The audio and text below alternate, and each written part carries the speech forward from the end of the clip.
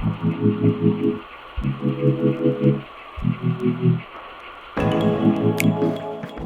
everyone. Ava and I have been talking over the last couple of months about ESG and how it's gaining traction with investors and conversely with boards. And we thought it was worth, at this stage now, bringing to our General Counsel community with a view to hosting a series of roundtables to explore this emerging field further. So Ava, first of all, what is ESG? Yeah, thank you, Sarah. So ESG factors, or ESG for short, are the environmental, social, and governance factors that are increasingly important in guiding investors' decisions to buy into or divest a business. So not surprisingly, ESG is also gaining momentum in the context of forming and executing business strategies. So whilst the term ESG is less than 2 decades old, the concept of socially responsible investing is much older. And religious groups such as Muslims, Quakers, or Methodists have had a long-standing clear parameters around their investment decisions, and an approach that has in turn inspired the socially responsible investment movement. So the idea has great provenance. And I think that's really interesting. This is something that has actually been in the background for a very long time, but it's only that it's come onto the kind of mainstream agenda. And here are three facts that obviously you and I, Eva, have discovered about ESG over the last couple of months. We've been discussing it. Firstly, it's been proven that ESG improves attraction and retention of employees and enables companies to develop, foster, and promote a more positive brand image. Secondly, 25% of investment funds will now only invest in companies who are able to demonstrate a tangible ESG proposition.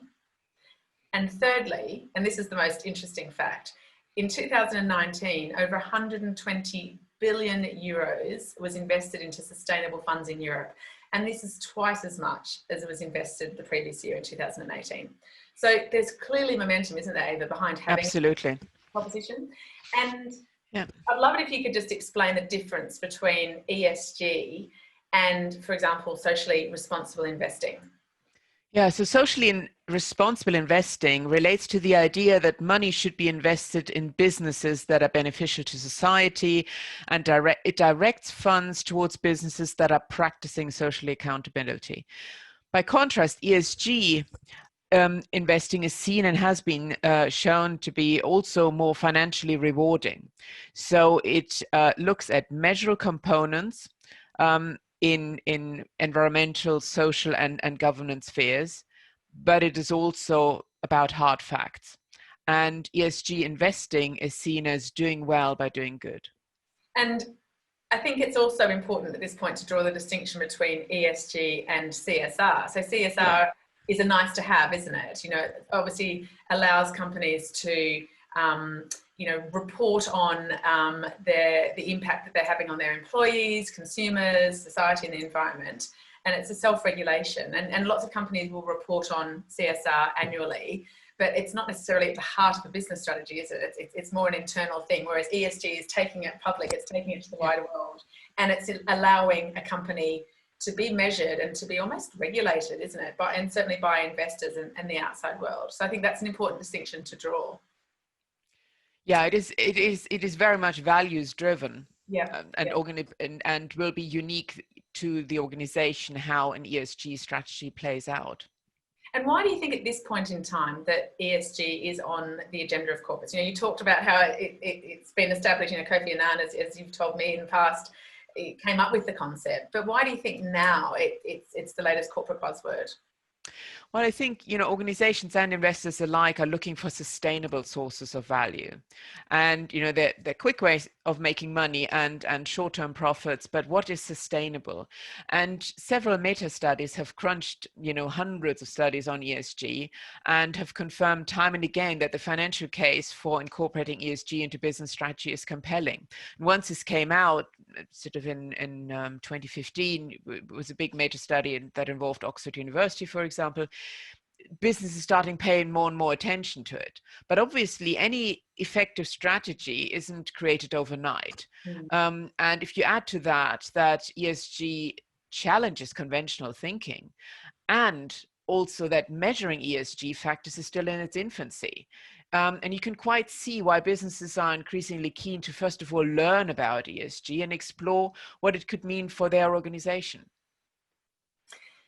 And we're obviously early on in the journey about discovering ESG as a general counsel community, but I think it's really worthwhile at this point to highlight that there are a number of trailblazing general counsels, GCs, who are out there already practicing it and living and breathing it. So the Financial Times recently profiled a number of general counsels that have lived and breathed this proposition and been at the heart of their company's ESG proposition.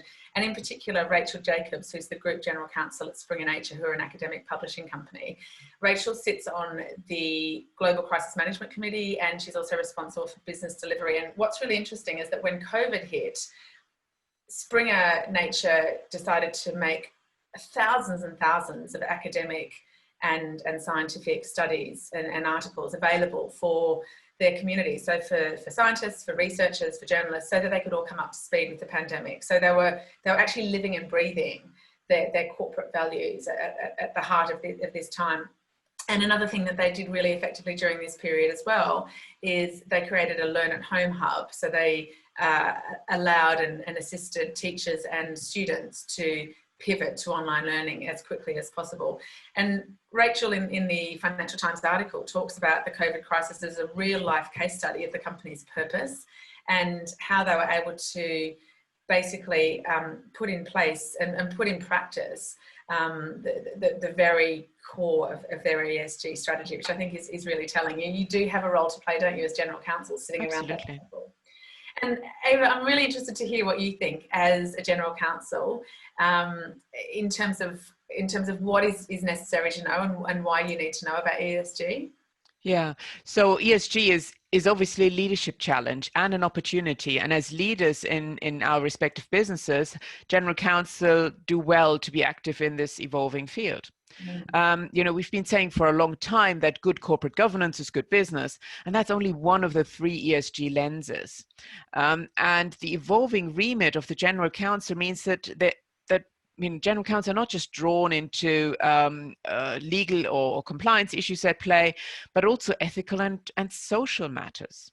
And the general counsel is well placed within an organization to ask exec colleagues questions on ESG and to stimulate and contribute to the debate on any emerging ESG strategy.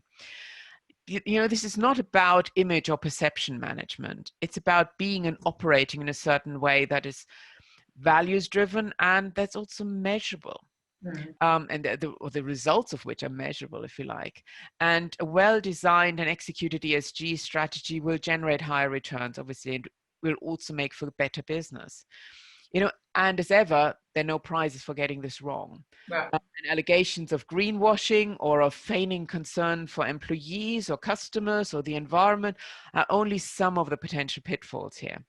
And we need to remember that apart from the CEO, the general counsel is the only one around the top table with a qualitative perspective across the entire business. And therefore, the general counsel brings insight to the ESG debate that may be unique and what we often call uncommon knowledge. And so it's really valued to an organization. If your company doesn't already have an ESG strategy on its agenda, you have a fantastic opportunity here to ask, well, why not? Absolutely. And that's really your role as the moral compass of an organization, isn't it? To hold them accountable, to hold the C-suite accountable. And this is such an emerging field, and we're still learning about it and discovering more and more with each conversation that we have. But what Ava and I wanted to do is host a series of roundtables where we can share with our general counsel community and invite the conversation and debate to help organisations create an ESG proposition, or at least know where to start with that, because I think it probably can seem quite overwhelming if your company doesn't have one in place. But if you would like to join us and have that conversation, please register on the link that is in my LinkedIn post, and we look forward to seeing you then. Thank you. Thank you.